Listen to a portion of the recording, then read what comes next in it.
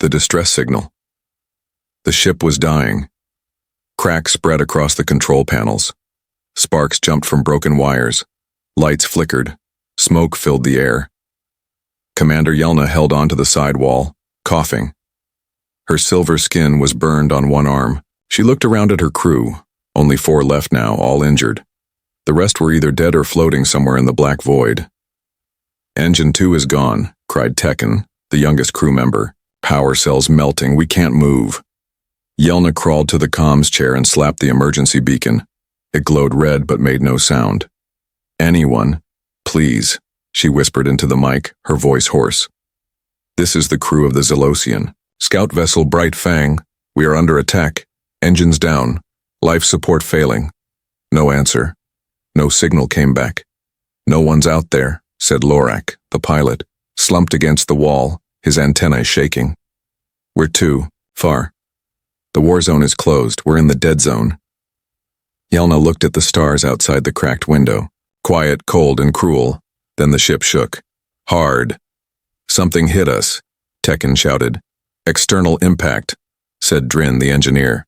"Shrapnel from a drifting mine. It pierced the hull.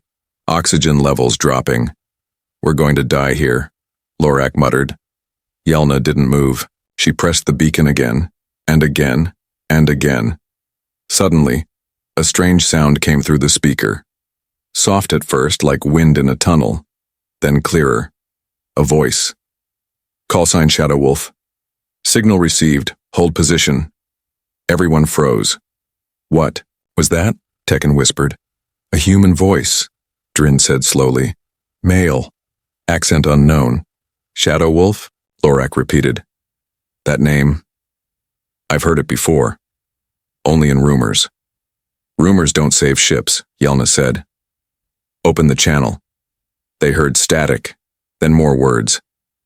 "Enemy patrol detected near your coordinates. Do not attempt. Escape, I'm en route." "Wait," Yelna shouted into the mic. "Who are you?" But the line cut off. The crew looked at each other, confused and afraid. "Could it be a trap?" asked Tekken. "Maybe," said Lorak. "But who else would come here? No military, no traders, no one." "We sent a universal call," said Drin. "Someone heard it. Someone, or something," whispered Tekken. They waited. Minutes passed. Outside the window, the stars remained the same, dead and distant. Then, like a knife through the sky, a shape appeared. Black. Fast. Silent. "Incoming ship," yelled Lorak. "Stealth mode. No ID code. Moving like nothing I've ever seen." Yelna leaned forward. Her heart pounded. The ship cut through debris like it wasn't there. 2 enemy drones turned to intercept and exploded before they could fire. "Did you see that?" Tekken gasped. "He fired without aiming." "How is that even possible?" Drin muttered. The dark ship moved with deadly grace. It looped around the Zelosian vessel once, then docked with a smooth hiss. A hatch opened. No one came out at first. Then footsteps, slow, steady, heavy. A figure stepped into the damaged ship. Tall, armored in black, helmet covering the face. He didn't speak. He just looked at them one by one.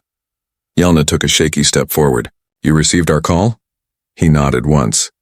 "Are you Shadow Wolf?"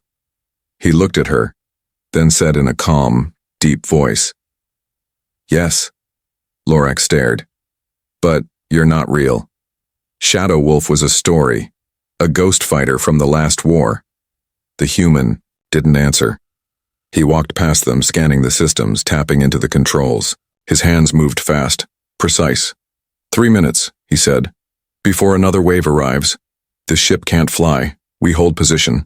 I will defend." Drin stammered. "You? Alone?" "Yes." Yelna stepped closer. Why would a human risk their life to help an alien crew? He looked at her silent, then said, "Because I remember what it feels like to call for help and hear nothing." The room fell silent. Outside, the black ship floated like a shadow against the stars. The crew didn't know what was coming, but they knew this. Something powerful had answered, and it wasn't a hero from stories. It was something else. Something that made enemies run. Arrival of the Ghost. The alien crew watched in silence as the human moved through their broken ship. His armor was dark, worn and scarred, like it had survived 100 battles. His helmet covered his face, but his voice, calm and sharp, echoed through the silent corridors. "No one leaves this ship," he said. "Lock the inner hatch, charge emergency shields, get ready for contact." Commander Yelna stared at him. "Who are you, really?" "Shadow Wolf," he replied without looking up. "Last of Squadron Black Fang, Earth's final response." "But you're just a myth," Tekken whispered. "A story told to scare warlords." "Then pray the story is true," he said coldly. He pulled out a strange black tool from his belt and jammed it into the main control port. Systems flickered, then jumped back to life. Better than before. Lights turned green, oxygen stabilized, power flickered across backup engines. "How did you do that?" Drin asked. "Your tech is Xelosian," the human said. "I studied it during the skirmish on Sector 5E. Your enemies made the mistake of thinking we didn't learn." He moved fast, reprogramming navigation, installing firewalls, rerouting energy. "This ship will hold," he said. "But we won't win by hiding." Just then a red light flashed on the panel. Lorak shouted, "Enemy scouts incoming. 5, no, 6 drones. Fast class, fully armed." Shadow Wolf turned. "Time to go hunting." "You're going out there?" Yelna asked. "Alone?" He walked to the hatch and paused. "You called for help," I answered. "Let me do what I was built for." Without waiting for a reply, he stepped into the airlock. The doors sealed behind him. The alien crew ran to the nearest viewing screen. Outside, the black human fighter detached from the Xelosian ship. The alien vessel looked small, cracked and wounded. But Shadow Wolf's ship looked like a predator, long, sleek and silent, painted black like deep space. The 6 enemy drones appeared on the screen, circling in a tight formation. "They're targeting him," Lorak said. "They don't know what they're facing," Yelna whispered. The first drone fired, but the human fighter vanished, literally vanished, as if swallowed by the stars. "Where did he go?" Rhea gasped. "Stealth tech," Drin said. "Old Earth War tech. No one's used it in over a decade. It was banned." "He's using a ghost drive," Lorak said, eyes wide. "Those were unstable. Too dangerous." "He is dangerous," Yelna replied. Suddenly, one of the enemy drones exploded. Without warning, the second spun out of control, engine fried by a silent hit. "He's picking them off one by one." Tekken breathed. On the screen, the black ship reappeared behind the 4th drone just for a second, then launched a burst of blue plasma. Another explosion. "He's not flying. He's dancing," Drin whispered, like the ship is reading his thoughts. Within 2 minutes, all 6 drones were destroyed. Not a single shot touched Shadow Wolf's ship, but he didn't return. "Where is he now?" Yelna asked. "He's scanning," Lorak said, checking the feed. "He's not done." Then the screen changed. A much bigger enemy ship was approaching from deep space, a carrier-class vessel bristling with weapons. "They sent a response team," Drin said. "Those carriers carry hundreds of soldiers." "We can't fight that," Tekken said, voice shaking. "But he can," Yelna said. "Or he'll die trying." Just then the comms buzzed again. Shadow Wolf's voice returned. It was calm, quiet. "Deadly. Do not interfere. Stay low. Charge your shields.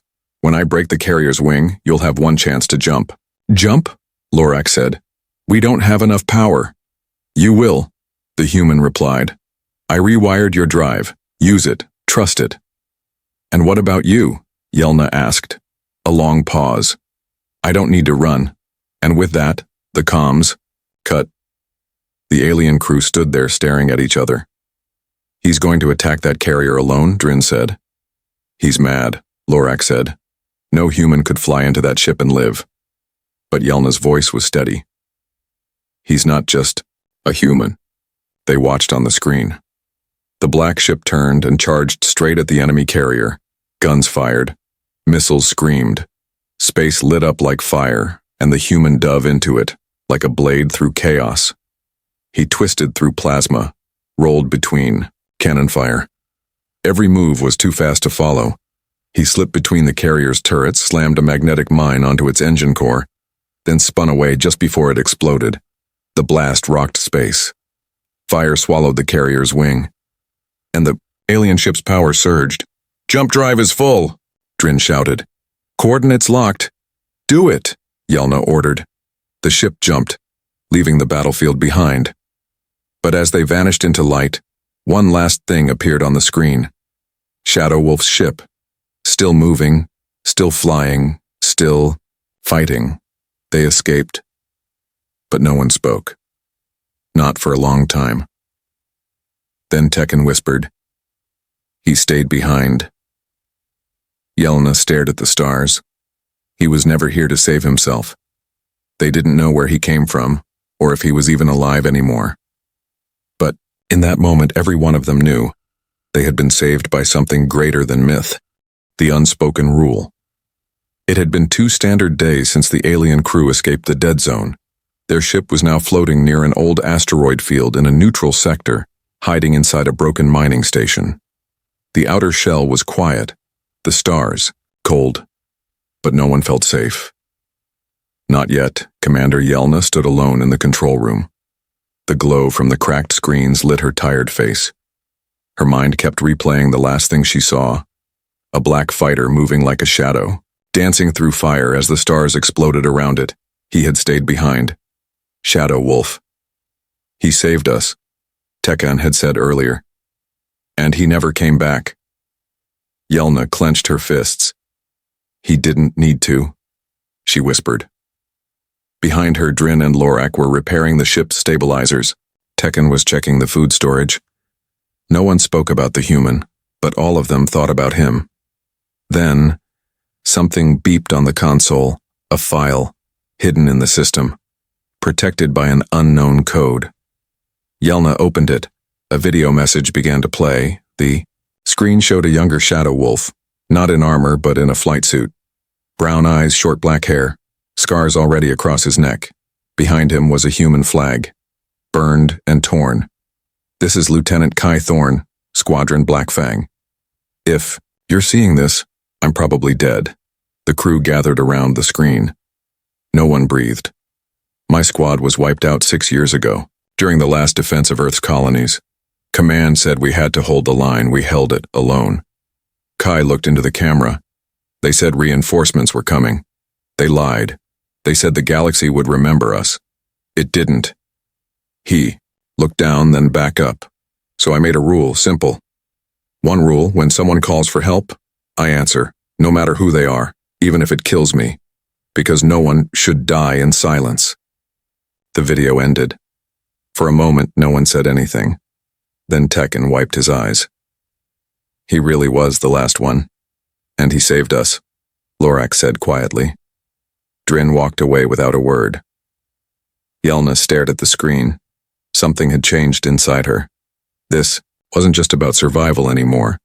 Later, Tekken found something in the data logs. "He connected to our ship's core," he told Yelna, "but he left something behind." "What?" she asked. "A map," Tekken said, "of every battlefield he's been through, every rescue, every place he fought." They looked at the display. Dozens of points. Systems no one dared visit. Places the galaxy forgot. "He was saving people this whole time," Tekken said, quietly, secretly. "He never wanted glory," Yelna said. But then Tekken's eyes went wide. "Wait. There's a signal, a tracker." One of the points just blinked. "What does it mean?" "He's alive." They followed the signal to an old military outpost buried deep in an ice moon. As the ship landed, the air was heavy with tension. They moved slowly through the outpost. Dark corridors, frozen doors, silent halls. Then they heard it. A low hum. Heartbeat monitor. They rushed in, and there he was, Kai Thorne, Shadow Wolf, laying inside a damaged medical pod. Armor scorched, face pale. Body stitched together with outdated tech, but breathing, barely. He made it, Tekken whispered. But he won't last long in that pod, Drin said. We need to move him now. No, came a weak voice. They turned. Kai's eyes opened, just a little. You're supposed to be safe. You saved us, Yelna said softly. Now let us save you. He tried to sit up. Failed. You don't understand, he whispered. They sent a bounty signal. For me. The ones who control the outer rim, they want me dead. Why? Tekken asked.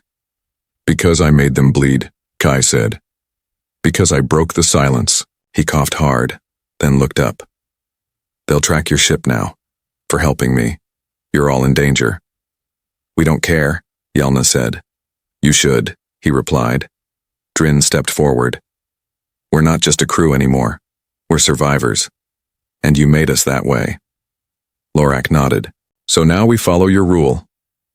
Kai blinked slowly. What rule? When someone calls for help, Yelna said, we answer. Kai smiled, the first real smile they had ever seen from him. They fixed the pod, stabilized his condition, and moved him to their ship. As they flew toward the edge of known space, the stars looked different now. Not cold, not cruel, but full of fight. Somewhere in the galaxy, a bounty alert spread. Shadow Wolf, human ace, confirmed alive. Anyone who helps him becomes a target. The crew saw the warning. They didn't blink because they knew now the galaxy was wrong to forget him, and together they would make sure it never did again. Fire in the stars. They didn't wait for the enemy to find them. Shadow Wolf, now, awake, weak but breathing, told the crew what was coming. They won't send drones this time, he said from the medical chair. They'll send a command ship, fast, armed, full of bounty hunters and mercenaries. Commander Yelna nodded. Then we hit first. You? Kai asked, raising an eyebrow. You taught us, she said. We won't hide again. Kai leaned back. His side still hurt. His blood still felt heavy. But his eyes, they burned like fire. Then I'll fly, he said. You're not strong enough, Tekken said. I don't need to be strong, Kai whispered. I just need to be fast. They found the enemy ship near the edge of Sector 9, a Crimson Fang-class destroyer, built to kill fast and disappear. It was already scanning the nearby stars. Inside, Kai suited up in silence. His armor still cracked, his body barely held together by the medical nanobots. The crew prepped his fighter, the black ship, still sharp and deadly. Yelna watched from the deck. You won't win this one alone. Kai looked at her. I never win alone. That's why you're here. Rhea, Tekken, Drin, and Lorak loaded the secondary cannons and armed the emergency countermeasures. This time, Rhea said, we fight beside you. The stars began to shift as the destroyer spotted them. Alarms rang. They've locked on, Drin shouted. Firing range in 20 seconds. Kai climbed into his ship. Then we give them something to fear. The fighter launched from the bay, smooth, fast, and silent. Within moments, plasma fire filled the space between them. Kai moved like a ghost again, but slower this time. His injuries showed. He missed a shot. His wing caught fire for a second before he corrected. Inside, the alien ship, Lorak cried. He's not dodging like before. He's hurt, Yelna said, teeth clenched. He's bleeding in that cockpit. Should we pull back? Tekken asked. No, Yelna said firmly. We push forward. Kai's voice came through the comms. I need 20 more seconds. I'm heading to their core. How? Rhea asked. Their core is shielded. Not if I use the wreckage field, he said. He dove into an asteroid cluster full of broken ships and old mines. The enemy followed. Kai weaved between sharp metal like it was a dance. One enemy fighter clipped a rusted engine and exploded. Another hit a mine that Kai triggered with his wing. Boom, boom, boom. The stars lit with fire. Kai was using the debris to fight, the galaxy itself as a weapon. But the enemy destroyer didn't stop. It turned its massive cannons toward the alien ship. They're aiming at us now, Tekken screamed. Drin shouted, "We don't have enough shields to survive a direct blast." And then Kai's voice again. "Hold your ground. I'm almost there." A moment later, silence. Then, firing now. A blue flash tore through the sky. Kai had fired a gravity-tipped missile into the destroyer's engine vent, the only weak point, the only unshielded hole. The result was pure destruction. The destroyer didn't just explode, it folded in on itself, screaming into nothing, breaking apart piece by piece. The sky lit up like a sun, and everything went still. "He did it," Tekken whispered. "He blew up a destroyer with one shot," Lorak said, eyes wide. Rhea smiled. "Of course he did. He's Shadow Wolf." But the celebration was short. The black fighter began to spin, drifting. "Something's wrong," Yelna said. "His ship's losing power." "He's not responding," Drin added. They rushed toward the falling fighter, caught it with the docking claw, dragged it into the bay. The hatch opened with a hiss. Kai Thorn collapsed into Yelna's arms. His armor was scorched. Blood leaked from his side again, but he was smiling. "Told you I'd get it done," he said. "You nearly died," she said, holding him. "Worth it," he whispered. "You're all still standing." They carried him to the medical bay. This time, they didn't just patch him up. They reinforced him with the best tech they had. Alien healing pods, Xylosian bone support, hybrid blood treatment. As Kai rested, the crew gathered outside the window, watching him float in recovery. "We owe him everything," Tekken said. "He risked it all for us." "Again," Rhea added. Drin crossed his arms. "What if he leaves after this?" Yelna didn't answer at first, then said softly, "Then we follow him." But Kai didn't leave. When he woke, days later, he asked only one question. "Where's our next mission?" And Yelna answered, "We heard a freighter crew went missing near the Silent Belt." No one answered their call. Kai stood up, slower, this time but stronger. "Then we go," he said, "because no one dies in silence."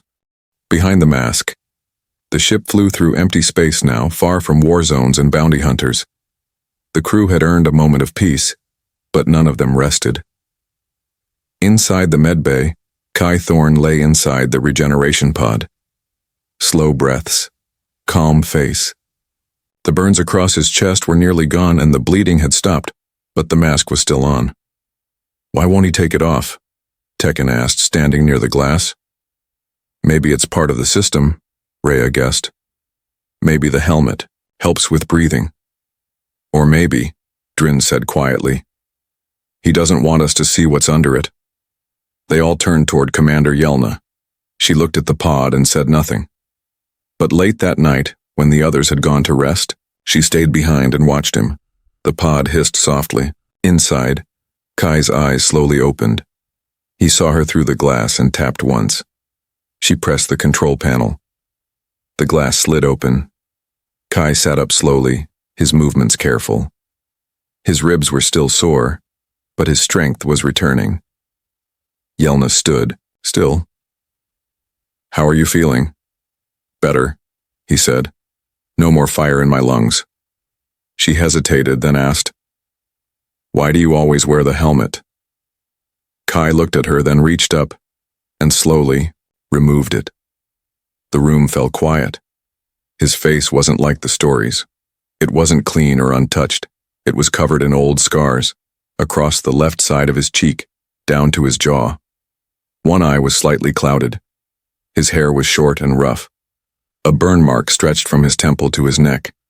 He looked tired, older, but real. Yelna didn't flinch. She walked closer. "You're not a machine." "No," Kai said. "Just a man who stayed in the fight too long. You look different from the stories." "Good," he said. "The stories don't bleed." Over the next few days, the crew saw him more, without the helmet. They watched him speak, move, and even laugh once or twice. He taught them how to fly in formation, how to blind heat-seeking missiles with a single flare, burst, how to hack enemy systems without being seen. But he also taught them something else. "Never fly for glory," he said. Fly to protect. And never leave anyone behind, Rhea repeated. We remember. One morning, a new signal reached the ship, a cargo freighter. Damaged, life support failing. Coordinates locked, said Lorak. They're stuck near a red giant. Heat's frying their comms. How many on board? Yelna asked. 12, Tekken replied, including 2 children. Kai walked into the room, now without his helmet, his face calm. Then we don't wait, he said.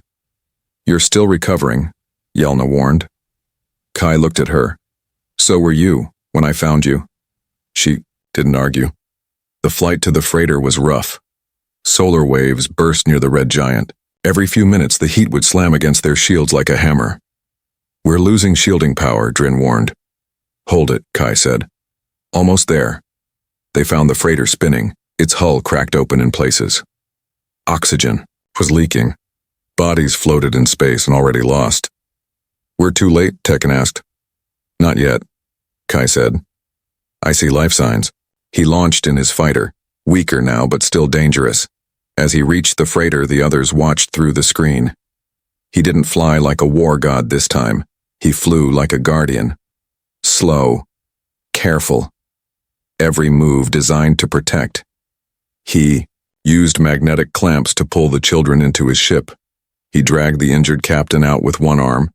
Then he returned, fire on his tail, engines burning, but safe. Back in the medbay, as the rescued crew rested, the children hugged Kai's. Like one of them, a small alien girl looked up at him and asked, Are you a hero? Kai knelt beside her. No, he said gently. Just someone who answers when others don't. That night, Yelna sat beside him near the observation window. The stars stretched endless beyond the glass. You could leave now, she said. You've done enough. Maybe, Kai replied. But you're not done, and neither am I. She looked at him. You're not a ghost anymore. He turned to her. No, he said quietly. I'm just home. And far across the stars, the name Shadow Wolf began to spread again, not as a myth, but as a symbol of rescue, of hope, of a fighter who never gave up. The hunter arrives. The crew was smiling for the first time in weeks. They had rescued 12 lives from the burning freighter. Kai Thorne, Shadow Wolf, was healing, stronger each day. Even Tekn laughed again. The crew had started to feel whole, but peace never lasted long. Late at night, as the ship drifted near a quiet moon, a cold signal arrived. Unknown source, encrypted transmission. One word appeared on the screen. Incoming. Yelna's heart sank. Trace it, she ordered. Drin worked fast. His eyes widened. No ID, stealth-class warship, no heat trail, no engine noise. It's not just hiding. It's hunting. How long before it reaches us? Kai asked, stepping into the control room. Maybe 2 hours, Lorak replied. Not enough time to run, said Rhea. Too far from any safe zone. Kai stared at the screen, then said, quietly, I know this ship. The crew turned to him. It's called the Obsidian Fang, he said. It was built for one purpose, to erase names. It was used to destroy my unit during the last human war. What kind of weapons? Yelna asked. You don't want to know, Kai replied. Silence filled the room. Then he said, I'll take my fighter and draw it away. No, Yelna snapped. You know it's the only way, he replied. I've done this before.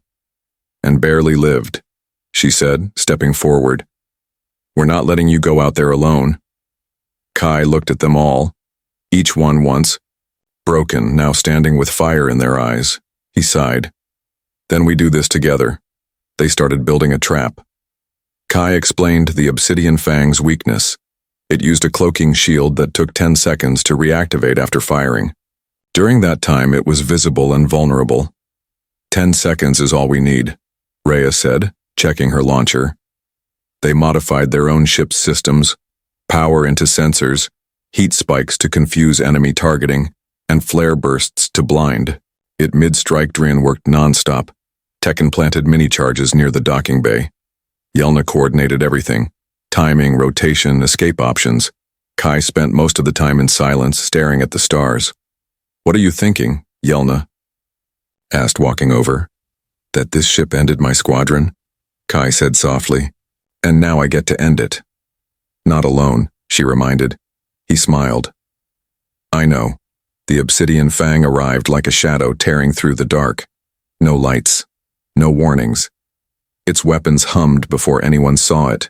The first plasma shot hit the side of the alien ship, shaking it hard. Lights blinked. Air hissed from a broken vent. "Shields down to 40%, cried Tekken.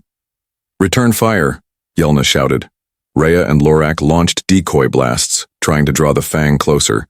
Kai launched from the lower deck, flying his black fighter wide around the enemy ship. "Wait for it to fire," he said calmly. The fang fired again. A blast toward Kai's fighter. He dodged it barely. His ship rattled, but stayed whole. "Now," he yelled. In that moment, the fang was exposed. The alien crew fired everything they had. 2 EMP missiles and a shockwave pulse. The stealth shield flickered, then dropped. "Target vulnerable," Drin shouted. Kai charged. He locked onto the enemy engine and fired a double torpedo strike. The obsidian fang rocked violently. One engine blew. Debris scattered. But it wasn't dead. It turned, slowly, and fired again. This time, it hit Kai's fighter. Alarms screamed in his cockpit. "They got me," he said through the comms. "My right wing's gone." "Eject," Yelna shouted. "Not yet," Kai said. "I'm not done." He pushed his fighter forward, smoke trailing behind. "What's he doing?" Tekken cried. "He's going for the bridge," Rhea whispered. Kai locked his final missile, short-range, high-impact, and aimed straight at the command deck.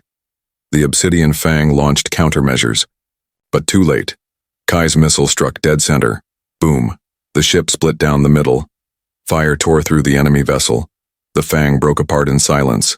Kai's fighter spun out of control and disappeared into the debris field. "Kai!" Yelna screamed. "No signal," Drin said. "I can't find him." "Keep searching," Rhea shouted. "He's out there." For 10 long minutes, they scanned every piece of wreckage. Nothing. Then, finally, a weak ping appeared on the far edge of the field. Lorak yelled, "I've got him! Ejection pod spotted!" They rushed to retrieve him. Kai floated inside the small pod, unconscious, bleeding again, but alive. They pulled him aboard. Tekken sobbed as he checked his vitals. Still breathing. Rhea helped carry him to the med. Bay again, this time they knew what to do. When Kai woke 2 days later, his voice was rough. "Did we win?" Yelna leaned close. "We didn't win, Kai." He frowned. "We survived," she whispered. "Together." He smiled faintly. Then she said softly, "This time, you're not going anywhere. You're staying with us." Kai looked at all of them and nodded. Across the galaxy, mercenaries who once hunted Shadow Wolf now feared his name. They whispered of an alien crew who stood beside a human and became more than survivors. They became his family. After the fire, the ship floated quietly in orbit above a peaceful blue-green world. There were no bounty hunters here, no warships, no danger, just wind, ocean, and stars. Inside, the crew moved with purpose, but without fear. Commander Yelna walked through the halls with calm steps. Tekken laughed with Rhea as they cleaned a coolant spill. Drin tuned the shield generator without being told. Lorak played old music from his homeworld on the speakers, and in the med bay, Kai Thorne, Shadow Wolf, sat near the window, staring at the stars. He had no armor on now, no weapons, just a soft tunic, healing scars, and quiet eyes. Yelna entered the room. "It's done," she said. Kai turned to her. "What is?" "The repairs," she replied. "The ship's ready. We can leave orbit any time." Kai didn't answer at first. He looked down at his hands. "You think they'll come again?" "They always come," Yelna said. "But we'll be ready." Kai smiled faintly. "You weren't soldiers before?" "No," she said. "We were just crew. And now? Now we're Shadow Pack." He laughed softly, the first real laugh in a long time. Later, the crew gathered in the briefing room. On the screen, a map of the outer rim, dozens of red dots. Each one was a known slaver base, a dark colony or a forgotten zone filled with suffering. Kai stood at the front, no helmet, no mask. "I don't need to lead," he said. "I don't even want to. But I can't sit still while there are people out there still calling for help." Rhea stood. "You led us once, we'll follow again." Drin nodded. "You saved us, now it's our turn." "Let's do what the galaxy stopped doing," Yelna said. "Let's protect the ones who can't fight." Lorak raised his hand. "And let's break some ships," everyone laughed. Kai stepped back. "Then this isn't my mission anymore." "It's ours," Yelna said. They renamed the ship the Howl of Freedom, and as it flew into the stars, messages started to spread. Signals. Not distress calls, but warnings. "We are the Shadow Pack. If you hurt the helpless, if you sell the broken, if you silence the weak, we will find you." Weeks passed. They freed mining slaves on the moons of Thrask. They destroyed a pirate nest near the burning belt. They rescued a diplomat who had been left to die in a gas storm. Everywhere they went, the legend of the human and his alien crew grew. Some called them rebels, others called them mad. But the people they saved, they called them hope. One night, as the ship drifted between stars, Kai stood alone on the viewing deck. Yelna walked beside him, silent for a while. Then she said, "Do you miss Earth?" Kai looked at her. "Every day," he whispered. "But I'm not going back." "Why not?" "Because I've found something better." She raised an eyebrow. "Better than Earth?" Kai turned to her. "I found a family." They stood in silence. Outside the window, a comet passed, long, bright, and beautiful. Hours later, a message reached the ship. An old signal. A broken code. "Please, help. We're burning. Coordinates, Sector 34. Everyone looked at Kai. He didn't hesitate. "Plot a course," he said. "Let's move." The engines roared. The stars shifted and the howl of freedom vanished into the dark, racing toward the next voice calling for help. Somewhere in the galaxy, a child looked up at the stars and asked, "Is it true? Does the shadow wolf still fly?" And an old woman replied, "Yes, and he doesn't fly alone anymore.